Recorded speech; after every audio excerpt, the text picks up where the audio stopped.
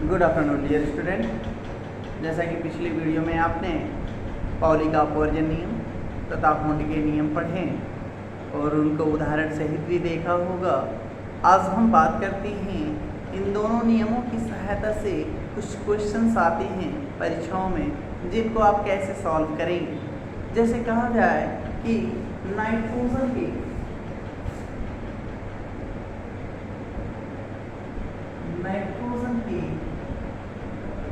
इलेक्ट्रॉनों का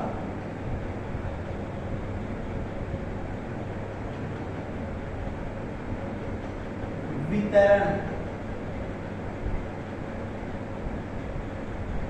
लिखिए। नाइट्रोजन के इलेक्ट्रॉनों का वितरण कीजिए। ऐसे भी सवाल आ जाए या पी कक्षक में इलेक्ट्रॉनों का वितरण कीजिए। तो नाइट्रोजन के इलेक्ट्रॉनों का वितरण अभी आप समझ नहीं पाएंगे, लेकिन हम आप जब एक क्वेश्चन ले लिए हैं तो इसको समझाने का प्रयास करेंगे। तो नाइट्रोजन क्या होता है? 7।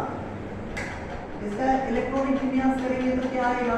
1s2 2s2 2p3 यही आएगा। अब इसका वितरण कैसे किया है हमने? अब इसमें हमने इलेक्ट्रॉन का वितरण तो ऐसे कर दिया। यस में कितने इलेक्ट्रॉन हैं? तो यस एक ही है, इसमें 2 इलेक्ट्रॉन हैं। पी में कितने? यस या बी यस है तो इसमें 2 इलेक्ट्रॉन हैं। पी में कितने इलेक्ट्रॉन हैं? 3 इलेक्ट्रॉन। तो मेनली इलेक्ट्रॉनों का पी कक्षक ही पूछता है, तो पी में वितरण कैसे करेंगे? तो पी में कितने इलेक्ट्रॉन है? 3। एक इसमें रहेगा, एक इसमें रहेगा और एक इसमें रहेगा। अकॉर्डिंग टू हुंस का नियम क्या कहता है कि पहले जब समान ऊर्जा स्तर के कक्षक हों तो उसमें इलेक्ट्रॉनों का बंटवारा एक समान रूप से करते हैं। इसी तरह आपने समझा दिया, लेकिन इस तरह से क्वेश्चंस नहीं पूछे जाएंगे।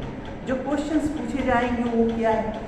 कहा जाए बताइए D5 में या D में 5 इलेक्ट्रॉनों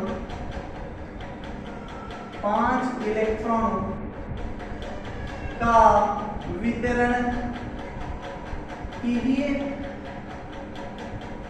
D5 की मैं बात कर रहा हूं, तो D उपकोष में कितने कक्षक होते हैं?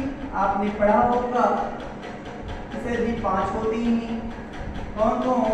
तो dz² dx² -y² dxy dyz और dxz आपने लिया 5 कक्षक। अब इसमें 5 इलेक्ट्रॉन बतलाना है तो समान ऊर्जा स्तर के हैं लगभग। तो देखिए यहाँ पे इलेक्ट्रॉनों का बंटवारा बराबर कर दिया पांचों में। आपसे कह दिया शायद अगला कि बताओ D7 का बंटवारा या D7 को निरूपित करिए। उनके कक्षकों में इलेक्ट्रॉनों के बराबर होना चाहिए। D7 के इलेक्ट्रॉनों का कक्षकों में वितरण समझाइए। तो D है ना, तो D में कितने कक्षक होंगे? 1 2 3 4 और 5। तो पहले कितने इलेक्ट्रॉन हैं? 7 इलेक्ट्रॉन। जो इस पे लिखा होगा उस वही इलेक्ट्रॉन है। एक इलेक्ट्रॉन, दूसरा इलेक्ट्रॉन, तीसरा, चौथा, 5। जब अयुग्मित इलेक्ट्रॉनों की संख्या अधिकतम हो जाए तो उनका युग्मन किया जाएगा।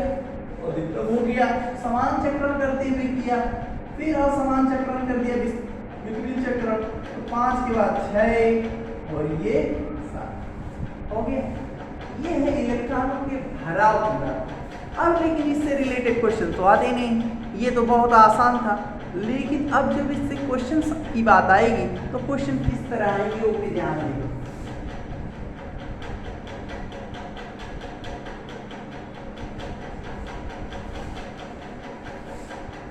कहता है कि सर 2pZ1 के चारों क्वांटम संख्या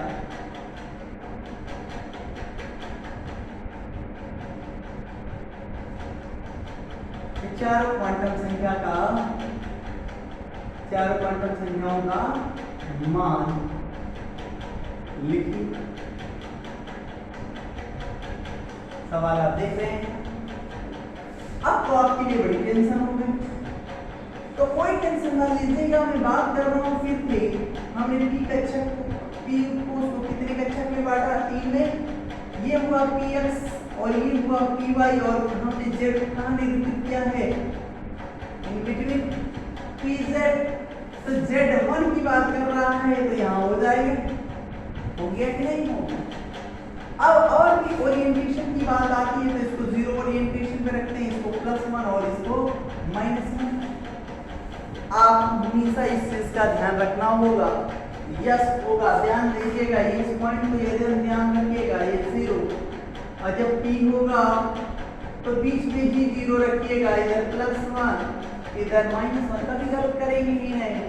जब आई बात b की तो बीच में रखिएगा 0, इधर 5 हो गए क्या, 1 2 3 4 5, इधर +2 +1 इधर -1 -2, प्लस से माइनस तक चल रहे हैं क्योंकि आपको पता है ये m के मान को रिप्रेजेंट करता है, ये m के मान को रिप्रेजेंट करता है, ये m के मान को रिप्रेजेंट करता है। ओरिएंटेशन ऑफ ऑर्बिटल कौन बतलाता है, तो आपका चुंबकीय क्वांटम संख्या ही बतलाता है। 1 2 3 4 5 6 7, यहाँ पे भी 0 +1 +2 +3 -1 -2 -3। ये किसके लिए हो गया, f के लिए, किसके लिए, d के लिए, और किसके लिए, t के लिए, और किसके लिए, s के लिए। ये आप समझ गए तो सब समझ जाएंगे।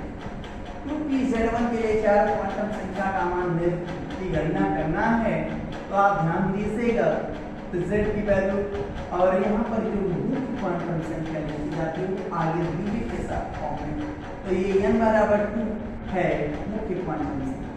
ये दो मुख्य क्वांटम संख्या को दर्शाता है, मुख्य क्वांटम संख्या को दर्शाता है। p किसको दर्शाता है, p ही दर्शाता है उप ऊर्जा स्तर को, तो p के लिए L का मान होता है 1। सर जी ने बताया है 0 1 2 3 S P D F, L का मान बताया ना, भिन्न है p के लिए L का मान कितना होता है 1।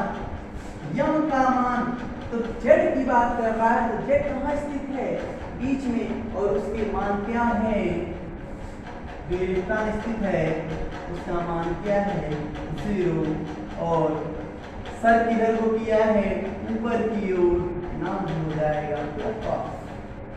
कोई दिक्कत नहीं, दिक्कत तो और भी क्वेश्चन की बात करते हैं, मिटा दे, लिख लीजिएगा, वीडियो को रिमाइंड करके देख लीजिएगा। बात करते हैं अगले क्वेश्चन की, बहुत आसान आसान क्वेश्चन आप लेते हैं। कहता है कि सर 2s1 के लिए क्या क्वांटम संख्या, तो याद रखिएगा बहुत आसान क्वेश्चन लिया है, अब आसान से कठिन की ओर चलेंगे। ये तो थोड़ा सा क्लियर दिखाया, अब आसान चलेंगे। ये है मुख्य क्वांटम संख्या, ये है द्विआंशिक क्वांटम संख्या, और जो 1 बतलाएगा वही बतलाएगा कौन सा इलेक्ट्रॉन, चौथे इलेक्ट्रॉन के लिए कक्षा को ढूंढना है और उसका ओरिएंटेशन क्या होगा। तो ये s1 की बात कर रहा है, तो ये की वैल्यू क्या हो गई 2। यस के लिए L का मान सदैव 0, यदि L 0 हो गया तो M का मान भी 0, क्योंकि सभी ने बताया है ये कहीं होता है। और यस की बात आ गई, एक डिब्बे में एक ही इलेक्ट्रॉन है, तो एक इलेक्ट्रॉन है तो पहले क्लॉकवाइज रख लिया तो +12 हो जाएगा। यही सवाल क्वेश्चन बदल देता है, कह देता है 2s2 के लिए, तो परेशान हो जाएंगे, ब्रेच के नीचे डूब जाएंगे, नहीं हल करेंगे। n बराबर 2, L बराबर 0, M बराबर भी 0, S का मान कैसे बताएंगे, तो एक डिब्बा है, कई इलेक्ट्रॉन हैं, 2 इलेक्ट्रॉन हैं, किस इलेक्ट्रॉन की बात कर रहा है, दूसरे इलेक्ट्रॉन की बात कर रहा है, बार बार कह रहा हूँ दूसरे इलेक्ट्रॉन की बात, दूसरा इलेक्ट्रॉन किधर को किया है, नीचे मान किया है। कोई दिक्कत नहीं। चलिए आगे सवाल की ओर। सवाल देखिएगा 3p3 के लिए 4 क्वांटम संख्या।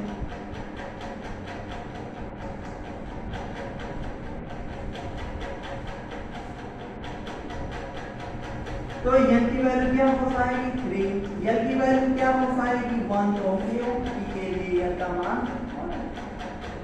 m की वैल्यू क्या होगी, तो ओरिएंटेशन p है ना, पैडी पे बना दोगे, p पे बनाओगे, क्या इलेक्ट्रॉन है मुंड के नियम अनुसार भर दोगे, बिच्चा में 0 रख दोगे, ओरिएंटेशन प्लस हाफ से लेके माइनस हाफ तक चलोगे।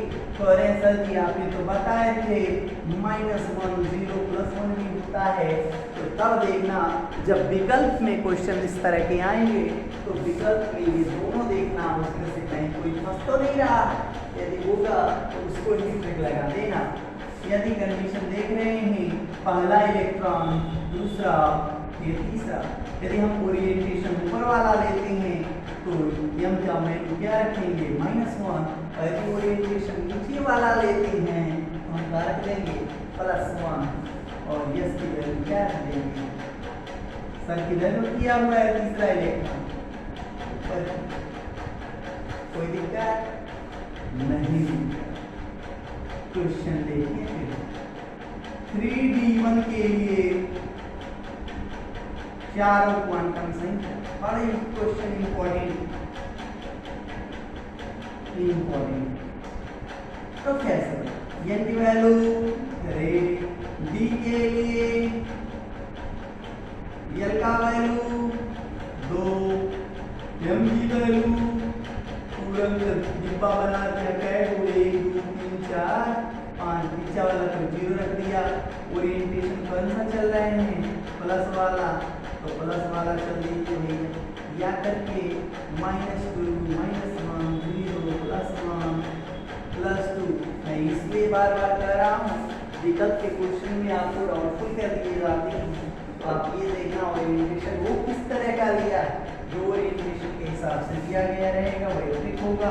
तो सारे क्वांटम संख्या की वैल्यू फिट करना और फिट हो जाएगा, वही आंसर हो जाएगा। अब कह रहा है कौन पहला इलेक्ट्रॉन, जब ओरिएंटेशन ऊपर वाला ले रहे हैं तो m की वैल्यू क्या हो जाएगी +2, s बराबर क्या हो जाएगा +1/2। समस्याएं खत्म, सब कुछ समझ में आ रहा है। इसी तरह के सारे क्वेश्चंस आपके क्वेश्चन बुकलेट में दिए गए होंगे, उनको हल करने का प्रयास करिएगा। जो भी दिक्कत होगी वो हमें बतलाइएगा। एक सवाल और ले लेते हैं, आपकी डिमांड सवाल 2-3 और करा दें इस तरह, चलिए करा देते हैं। कह रहे हैं 3d5 के लिए, 3d7 के लिए, 4f1 के लिए। n की वैल्यू हम डायरेक्ट बता रहे हैं, समस्याएं खत्म। d के लिए l की वैल्यू 2, m की वैल्यू की बात कर रहे हैं, तुरंत ठार दिया 1 2 3 4 5 0 +1 +2 -1 -2 1 2 3 4 5, 5 में इलेक्ट्रॉन के लिए बताना है। ये वाला ओरिएंटेशन लिया है, m की वैल्यू हो गई, s की वैल्यू सब ऊपर लिए हुए हैं, +1/2 हो गया। 7 की बात आ गई, n की वैल्यू 3, d के लिए l की वैल्यू 2, m की वैल्यू नहीं पता। ध्यान से देखिए, फिर से बनाया डिब्बा 1 2 3 4 5, 1 2 3 4 5 6 7, इसके लिए बताना है। ये वाला इलेक्ट्रॉन है, ये तो 0 होगा, +2 +1 -1 -2। आपने ओरिएंटेशन कर लिया, ये वाला ओरिएंटेशन लिया है, तो m की वैल्यू +1 बराबर नीचे की तरफ। ओके, इसके लिए देखिए m बराबर 4, l बराबर 3, m बराबर नहीं पता, डिब्बा बताइए 1 2 3 4 5 6 7 इस वाला 0 +1 +2 +3 -1 -2 -3 और ये क्वेश्चन जो भी आप लेंगे उसी के हिसाब से बात करिएगा। पहला है किसमें यस बराबर। इस तरह के सारे क्वेश्चंस आप कर लीजिएगा, ठीक है। जो भी समस्याएं आएंगी हम आपको फिर से फ़ोटो भी भेजेंगे आपके व्हाट्सएप ग्रुप पे, उन क्वेश्चंस को हल करने का पूरा प्रयास करिएगा। हम नेक्स्ट डे आप अबाउट प्रिंसिपल पढ़ेंगे। आज के लिए इतना ही, थैंक यू।